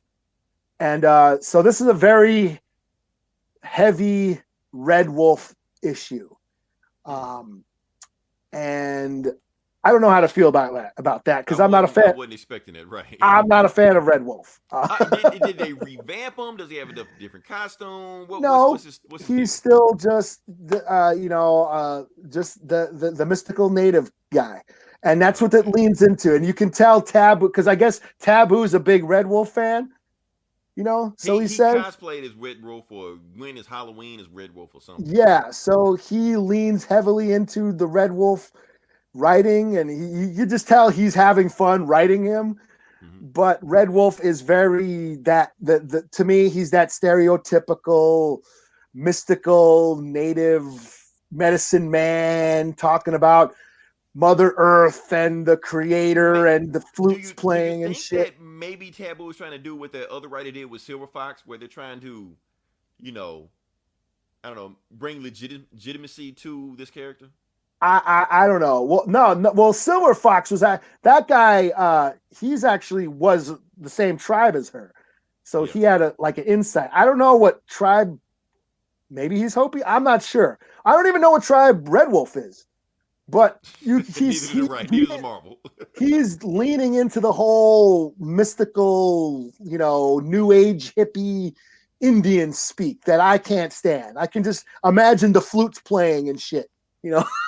Right. Wow. Okay. So, but basically, Red Wolf, captures, tames the werewolf kid and sings him a song to calm him down and shit, and then basically says, "Hey, this company's after you. They're doing a bunch of shady shit. We got to team up and stop them." And that's kind of where it ends. So not a lot of shit happened. It's just a little tussle between Red Wolf and this werewolf kid. There is, however, one scene that I found interesting, and it's a page that Jeffrey Verigi, he's that one native artist that's doing all the covers, that did that whole indigenous voices covers for all those books. Mm-hmm. He did at one point, Red Wolf tells this kid a story about an old native tale about this guy who sacrificed himself for the wolf spirit or something to save his village or whatever. And that basically I think he's implying that same power has been bestowed on this kid, but it was told in a winter count. Remember in that indigenous voices with the Watcher and had all the different, the circular right art style, and you had all the imagery. That's what this was like. There was a page where it was just it was in a circle, but it was all these different images, that told the story. That's how it was in that video, because when you look at it close, each one was a different character. I was like, oh, yeah, that's pretty cool right there. Yeah, and it actually has it's almost like a comic book, traditional native art, telling stories through sequential art. Well, that's what hieroglyphics are back in ancient Egypt. Yeah. Yeah. So art. Yeah. I should have grabbed. Let me try to pull it up. But I thought that was really interesting, and I'll give it points for that. But other than that, I'll give this a 3 out of 5. It was kind of a little bit corny in my opinion. Like I said, the whole Red Wolf. I'm just not a fan. I'm just not a fan of Red Wolf. He's just Taboo's gonna turn you around. he's just that stereotypical. He's gonna bring him home. Yeah, he's just that stereotypical, mystical native dude spouting out that, good old fashioned Indian wisdom shit. I don't know, Eli. I think there's a good character in Red Wolf somewhere. Somebody's got to crack that code. Yeah. just don't make them corny. I'm just sick of the corniness. Don't Because you just feel like Red Wolf, like I felt about Luke Cage. probably, yeah. Yeah. So here's this, throw me on the full Hold on. Let screen. me blow you up. I'm gonna Yeah. force you out of there. Okay, what do we got? So there it is. I mean, and if you can see the panels, like there's these different, art, the hieroglyphics telling the story. And then each panel, like he actually lists it. Each panel is listed off. So it's like basically a song that he was singing. I think it's supposed to be the lyrics to the song that Red Wolf sang to the werewolf to get him to calm down and stuff. Sun's getting real low, big guy. Basically, yeah. But I thought that was cool. I thought, here's why I. You think they would, but they didn't. Oh shit, wrong one. Whoops. Oh, there you go. Yeah, it's just I thought that was really cool. Again, incorporating native art into comic books, which I'm all for. Just, don't make the character so corny, I guess. Because that's the thing is when they rebooted Red Wolf, and I was excited. I was excited when they were rebooting him. But he's a man at a time. He got plucked from the 1800s, went through some time loop, came into the modern times. So he's still the stereotypical. I thought the original thing, he just smoked some bad weed and just thought he was from that time. I don't know. He went through the fucking time loop and he ended up in modern times. So he's still like a man out of time. He's an ancient native relic. So he's still like and that's my thing about native stereotypes. It's like, everyone's fascinated with the noble savage. They want you're about to get mad at me. You better get mad at me. I'm gonna request Red Wolf to be in that Avengers game. Well, just don't have him running around in buckskin like they have. Hey, maybe they will revamp him. You know what they did? What pissed me off in that Red Wolf book? When Red Wolf went through the time loop and he came through in modern time, some kid ran up to him and took a picture of him with his phone, like, hey, an Indian, like he's fucking Bigfoot or the Loch Ness Monster. And I'm like, what the fuck, man? Marvel, do you have anybody on staff to just be like, you know what? Maybe we shouldn't do that. Yeah, like we're not fucking cavemen, motherfuckers.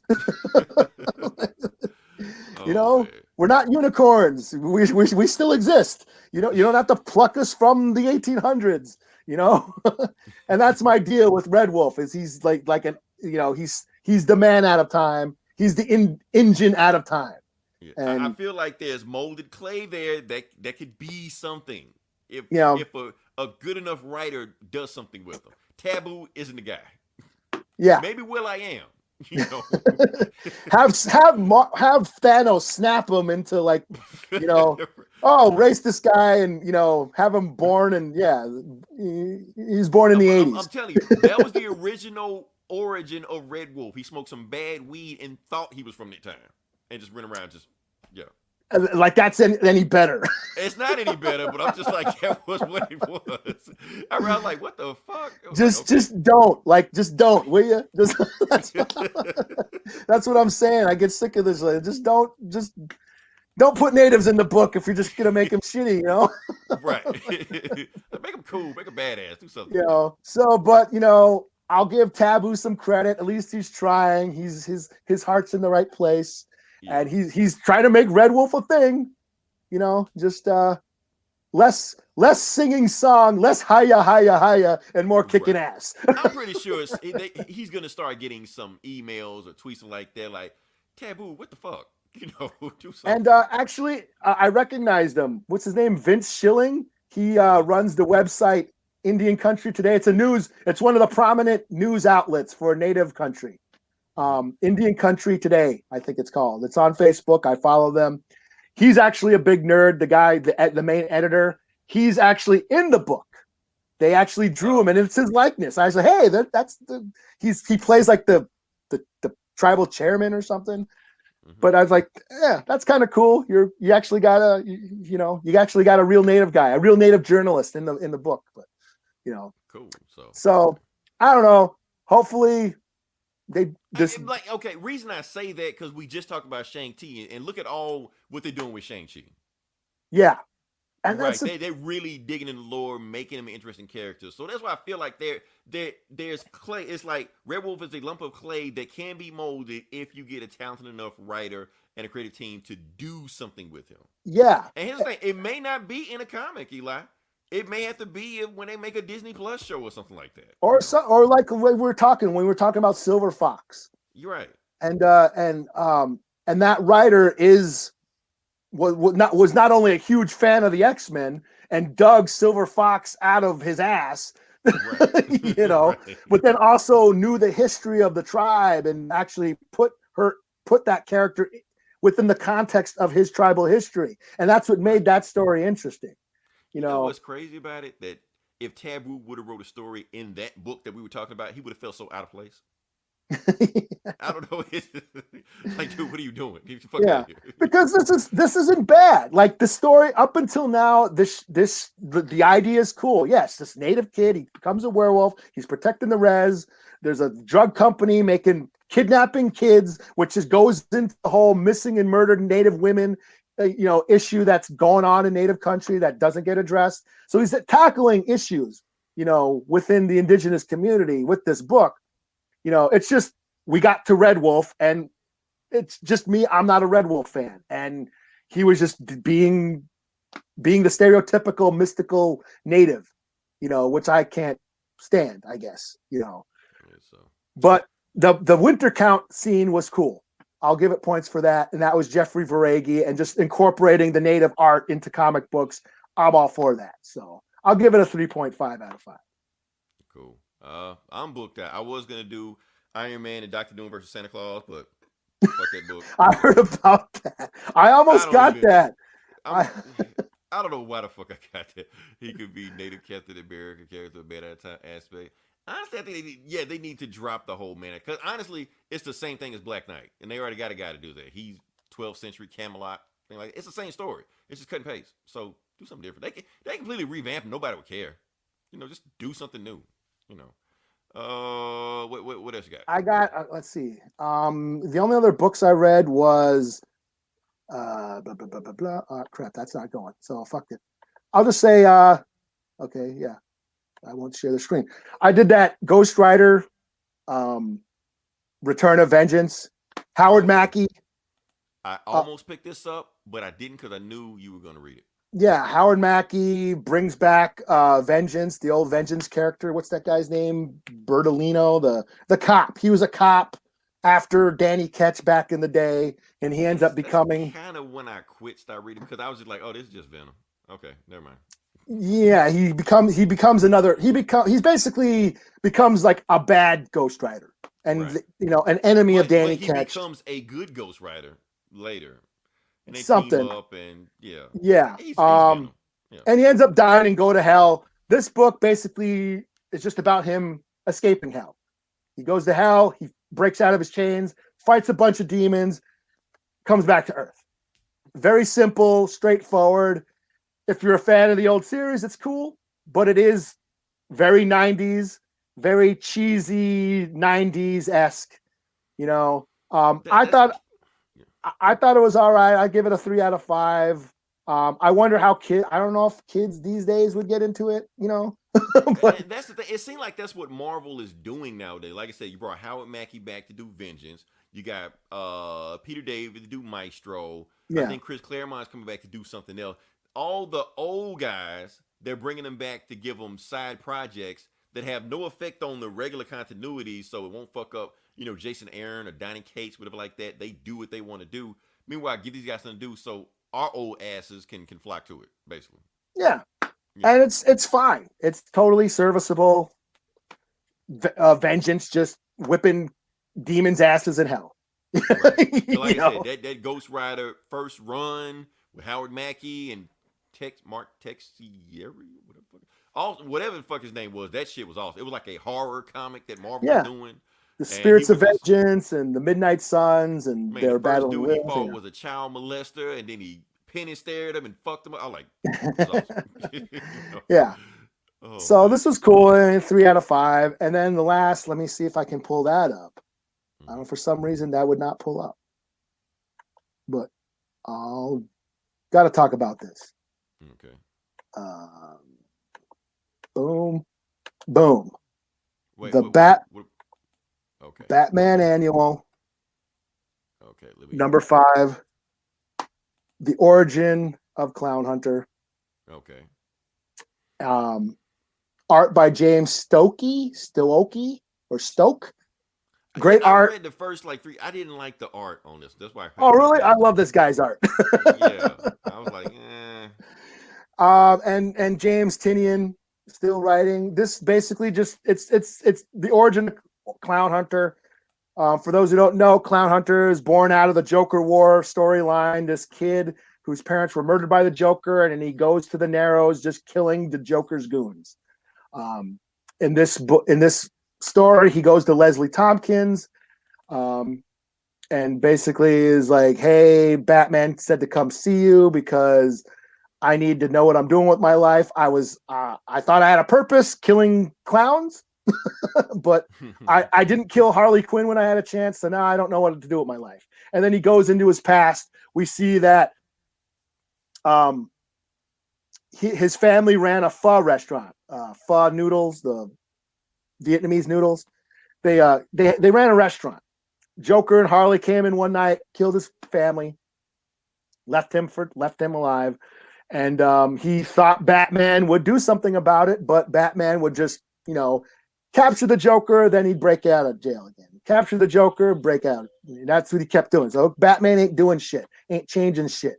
When the Joker War happened, that's when Clown Hunter decided to do things on his own and get results that Batman wouldn't get. So he started killing clowns. But now he's wondering what his purpose is in his life. And then Leslie Tompkins just says, "Hey, you know what? I'm not a fan of Batman either," which is really funny. No, that's the thing with Leslie Tompkins. She's always been critical of Batman. Yeah, she says, "I don't agree with violence. I wish Batman wouldn't solve everything through violence, but I think there's good in everybody, and I hope that one day, they will change." And because I noticed, like in Leslie Tompkins' focus stories, Batman tries not to beat the shit out of people in front of her. So that's his thing. Yeah. Yeah. So she basically says, "Hey, next week I'm having a meeting, or we're doing some charity work. I can't remember, feeding the homeless or whatever. Or anger management. I don't know. If you would like to come, come. You're invited." And Clown Hunter's like, "Maybe I will." And I think he ends up taking off his mask and introduces himself and says, "I'm Bao." So I think that's a first step into a first step that he's taking. But I still love this character, and I really dug on this. So this is this is a 5 out of 5 for me. Well, damn. I was wondering why you were leaving it last. I was like, this must be a good one. Well, we're doing through Marvel. I figured, Marvel and DC. Okay. Yeah. So Tinian wrote this. Yeah. Okay. So yeah, this was cool, and I dig. Yeah, this Clown Hunter is way better than Punchline. I mean, he don't have big. Yeah, he doesn't have tits. He don't got tits.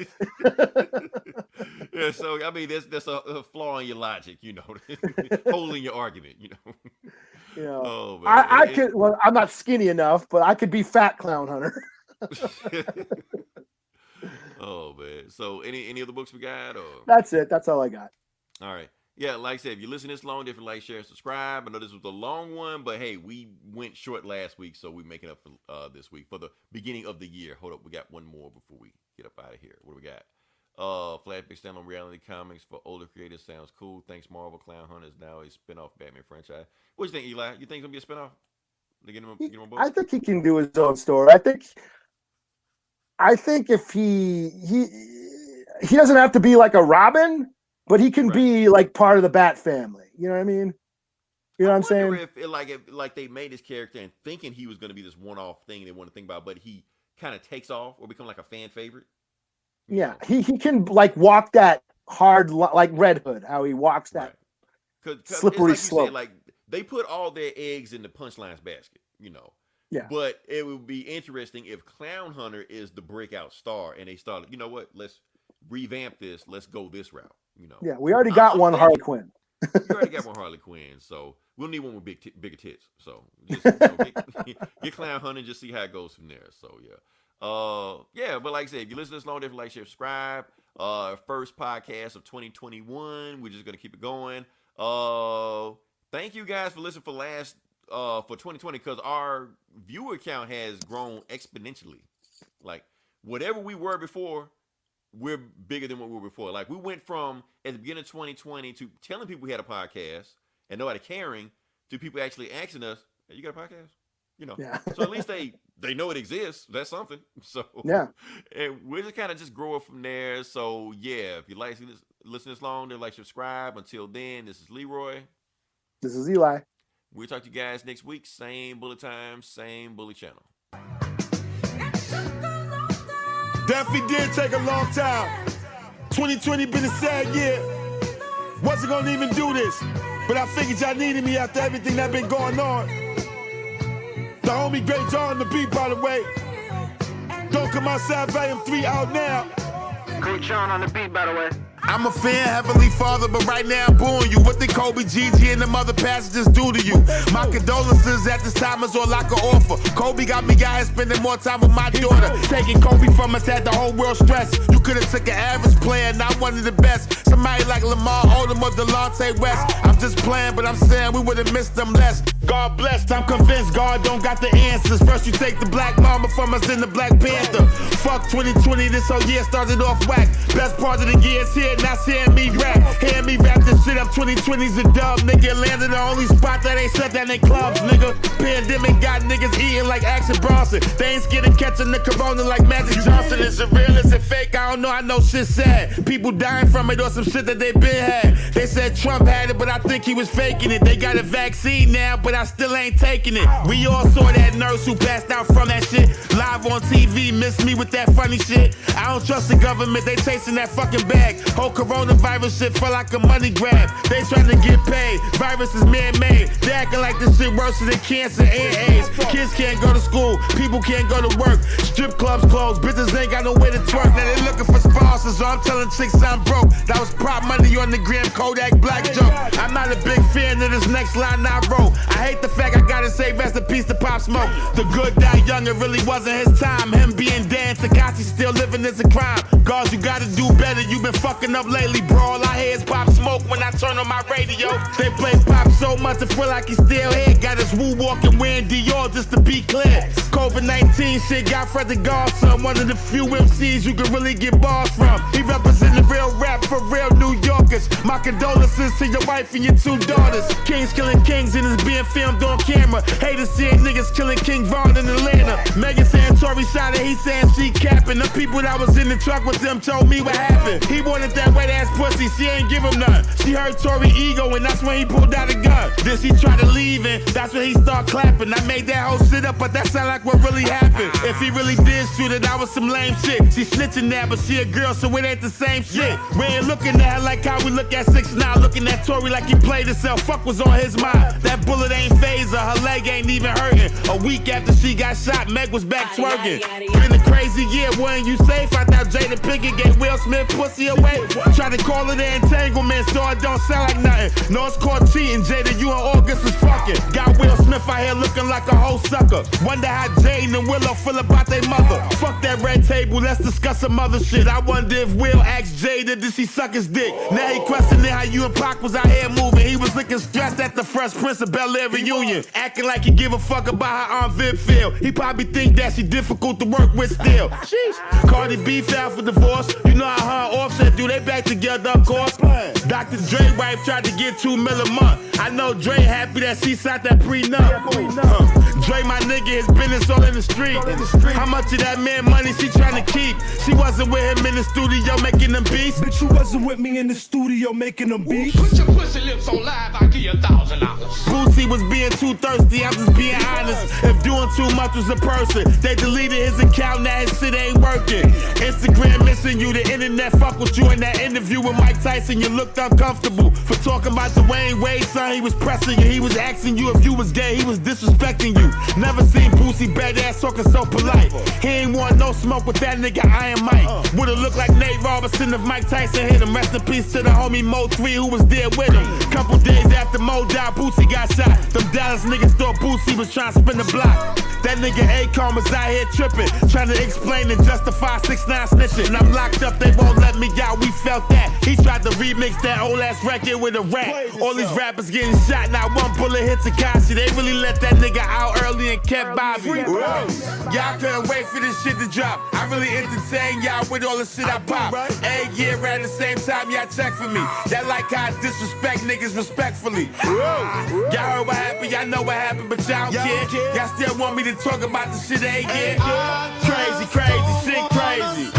Crazy, crazy, the shit crazy. Jeezy shouldn't have battled Gucci, knowing he was gonna rap about killing his homie Pookie. I get it, but fuck all that culture shit. Disrespect my dead homie, I'm popping off, battle over with. Try to shoot the nigga or cut the nigga, at least fucking fight. Niggas talk about smoking on Pookie Low tonight. One of the most disrespectful things that I ever seen. Gucci ignorant remind me of me when I was 17. Niggas on the street saying Jeezy lost it. That was some sucker shit, he moving too corporate. I ain't with that cool shit, I'm with that ride. Jay-Z wouldn't battle Nas if Nas killed Zaza.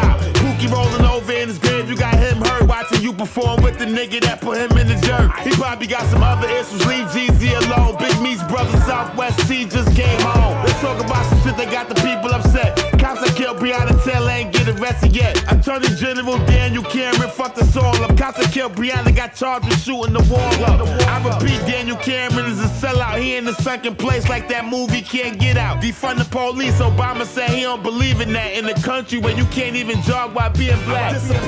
Rest in peace to Ahmaud Arbery. An ex-cop killed him thinking he committed a robbery. George Floyd getting murdered was on the internet. For 8 minutes straight, that cop had his knee on his neck. The whole world came together and protested. They ain't convict him yet, but at least they did get arrested. Unity was real, government started getting scared. We was marching like the coronavirus disappeared. White people was out here screaming Black Lives Matter. And honestly, I think that was making the police madder. And all Donald Trump did was talk about Lewis, nothing about the knee on the neck and police shooters. He encouraged the police violence. Trump dumbass told us take lights off for the virus. Said it was going away, of course he lied. Over 300,000 Americans done died. Lil Wayne and Lil Pump jumped on Trump dick. Now look, now they look stupid for doing that dumb shit. And he lost the election, I know he embarrassed. He know he ain't lose to Joe, he lost to Kamala Harris. Joe Biden knew what he was doing when he picked up. He knew he was coming out to vote for a black sister. Trump had to go, but Joe Biden need to get smacked for telling us if we don't vote for him, we ain't black. I still think you racist, and that's my problem with you. We only voted for you cause you got Kamala with you. And I'm not a fan of both of y'all reputation. You and Kamala responsible for mass incarceration.